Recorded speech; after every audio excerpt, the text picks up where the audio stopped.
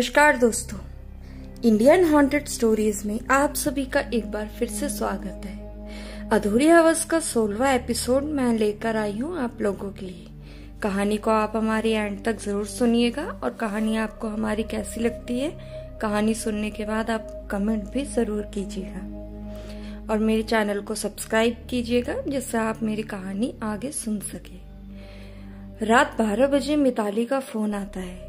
वैसे तो आखिरी बार बात शाम को हो गई थी, पर बाद में उसका फोन ही बंद आता था तो बाद में बात हुई ही नहीं थी।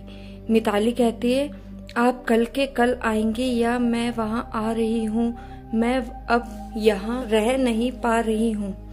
राज बोलता है, तुम शांत हो जाओ, पहले रोना बंद करो, बिल्कुल चुप हो जाओ। मिताली कहती है, नहीं पहले बताए आप आ रहे हैं ना या मैं वहां आ जाऊं। राज बोलता है, हाँ मैं आ जाता हूँ, पर हुआ क्या ये तो मुझे बताओ।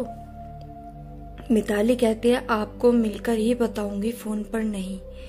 राज कहता है, पर कल ऑफिस के काम खत्म करके परसों मिलते हैं। मिताली कहती है, आपको आपका काम ज्यादा जरूरी है कि मुझे कल ही मिलना है आपसे। आप रहने दे, मैं ही सुबह की बस से वहां आ जाती हूँ। आपका काम भी नहीं बिगड़ेगा और कमाई भी। आप सो जाइए, शाम तक मैं वहां पहुंच जाऊंगी। राज बोलता है, पागल मत बनो, मैंने कहा ना मैं निकलता हूँ आज ही, क्या अभी बस। अब तो रोना बंद करो, चुप हो जाओ, ज्यादा रोने से तुम्हारी सांसें फूल जाएगी। मिताली कहती है, इतनी फिक्र होती तो ये नौबत आने ही नहीं देते आप। राज को थोड़ा बहुत अंदाजा हो गया था कि फिर से सूरज के साथ बवाल मचाए है ये, पर करे तो क्या करे। अभी इतनी रात को कविता को भी कॉल करके पूछ नहीं सकता था। कैसे भी करके मिताली को कल हम मिलेंगे, वादा किया, तब जाके वो मानी और दोपहर तक मैं वहां पहुंच जाऊंगा ऐसा बताया उसे। मिताली ने तालाब वाले मंदिर पर इंतजार करेगी, वहां से आ जाऊंगी, आप सीधे वहीं पर आना। राज से भी हामी भरवा दी। अब राज इतनी रात को अकेले निकलूं या किसी को साथ लेके क्या करूं, तभी आकाश को कॉल करके सारी बात बताता है। तुम आ जाओ, मैं साथ चलता हूँ, तुम्हें अकेले जाने की जरूरत नहीं, 7 घंटे का रास्ता है। राज शुक्रिया अदा करता है राज का और राज को लेकर राज मिताली के गांव जाने को निकल पड़ते हैं। सुबह के 8 बजते ही रास्ते में से एक सबसे पहले कविता को कॉल करता है और उसे जाके मिताली के पास भेजता है, क्या हुआ है ये जानने के लिए, पर उसे मत बताना मैंने भेजा है, साथ में ये भी कहा राज ने। थोड़ी देर के बाद कविता का कॉल आता है और वो जो बताती है राज को ज्यादा परेशानी होने लगती है और बौखला जाता है।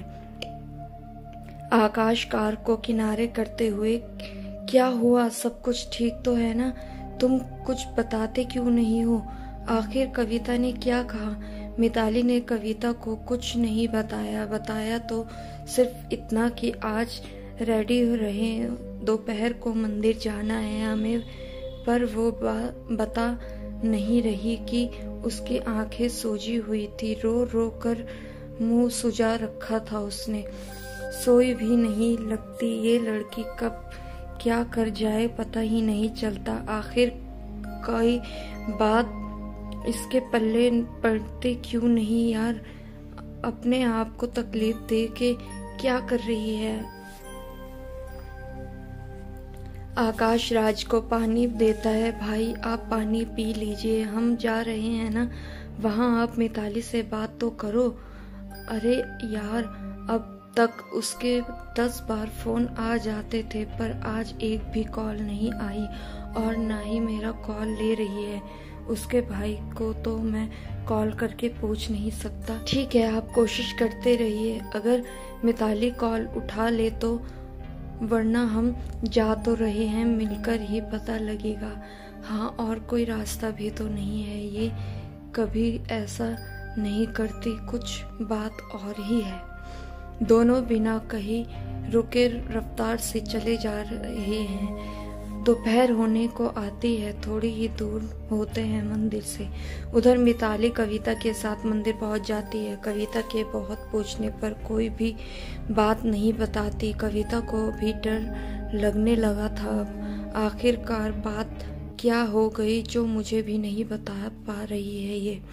मंदिर पहुंचकर मिताली राज को कॉल करती है और बताती है कि मैं मंदिर पहुंच चुकी हूँ, आपको कितनी देर लगेगी? मैं बस आधे घंटे में पहुंच जाऊंगा।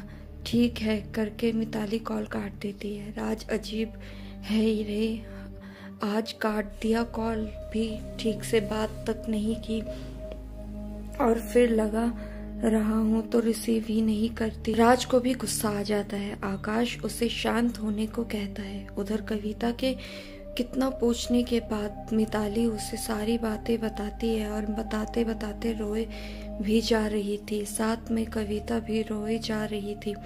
दोपहर का वक्त था। मंदिर पूरा खाली था, पुजारी भी नहीं था, इसीलिए दोनों को चुप कराने वाला भी कोई नहीं था वहाँ। जैसे ही मंदिर के परिसर में राज की कार अंदर आते मिताली देख लेती है। वो एकदम से खड़ी होकर भागने लगती है कार की और जैसे डर के मारे कोई उसके पीछे कत्ल करने पड़ा हो और वो अपनी जान बचा के भागती हो। राज ये देखकर तो राज के पैर के नीचे से मानो जमीन ही खिसक गई हो। वो भी कार से नीचे उतरकर मिताली की ओर दौड़ पड़ता है। जैसे ही वो राज के नजदीक आती है, कूदकर राज के गले लगकर जोर से रोने लगती है। बोले जा रही थी, मैं मर जाऊंगी, मुझे बचाओ, मैं मर जाऊंगी, मुझे बचाओ। कहते कहते सांसें फूलने लगती है और बेहोश हो जाती है। राज के ऊपर ही राज की आवाज ही नहीं निकल पाती गले से। कविता और आकाश भी ये देखकर दौड़ के चले आते हैं दोनों के पास। तीनों मिलकर मिताली को पेड़ की छांव में ले जाते हैं।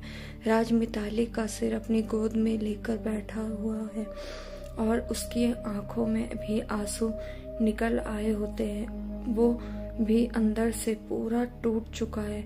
चाहता तो वो भी था कि उसकी रोने की आवाज से आसमां भी फट जाए, पर उसके गले से आवाज ही गायब हो जाती है और वो आकाश और कविता की ओर देखता रहता है। कुछ किसी को समझ नहीं आ रहा था। आकाश दौड़ते हुए कार से पानी लेकर आता है, कविता को देता है। कविता भी रोते हुए मिताली के मुंह पर पानी छिड़कती है। एक तरफ राज के आंसू मिताली के चेहरे पर गिरते रहते हैं। वो दोनों हाथों से मिताली का चेहरे को थपथपा रहे होते हैं। बहुत ही दर्द भरा मंजर होता है। पूरी बोतल डालने के बाद जाके मिताली को होश आता है, तब जाके सबकी जान में जान आती है। मिताली आंखें खोलती है तो राज की गोद में वो सोई हुई है और राज की आंखों से आंसू की धारा बहे जा रही होती है। फटक से उठकर राज को अपनी बाहों में समा लेती है। खुद रोना बंद करके राज के आंसू पोंछने लगती है। आकाश और कविता उन दोनों को अकेला छोड़कर थोड़े दूर चले जाते हैं और उनको देखते रहते हैं। आकाश कार में से फिर पानी की बोतल लाता है और कविता को देता है। लीजिए, आप भी अपना मुंह धो लीजिए। कविता स्वस्थ हो जाती है। थोड़ी देर खामोशी छाई रहती है। फिर आकाश कविता को पूछता है, क्या मिताली ने कुछ बताया? हाँ, मुझे उसने सारी बातें यहाँ मंदिर आने के बाद में ही पता चली। वो कई महीनों से उसके मंगेतर को बता रही थी कि वो शादी तोड़ दे। इस बात को लेके कई बार लड़ते रहते थे दोनों, पर सूरज उनकी बात मानता ही नहीं था। तुम चाहो तो मुंह तोड़कर दिखाओ, मैं क्यों तुम्हारे घर वालों को कहूँ कि मैं शादी नहीं करना चाहता हूँ? मैं तो तुमसे ही शादी करना चाहता हूँ। तुम नहीं चाहती तो तुम अपने घर वालों को बता दो और मिताली ये नहीं कर सकेगी। वो बात उसे अच्छे से पता थी। उसने राज के बारे में भी बता दिया सूरज को कि मैं उनसे प्यार नहीं करती हूँ। तुम्हें खुश कैसे रख सकूंगी? तुम्हारी और मेरी दोनों की लाइफ बर्बाद होगी। उससे अच्छा है हमारी शादी ही ना हो। पर सूरज तो कुछ मानना ही नहीं चाहता। बस शादी करूंगा तो तुमसे ही करूंगा, किसी भी हाल में।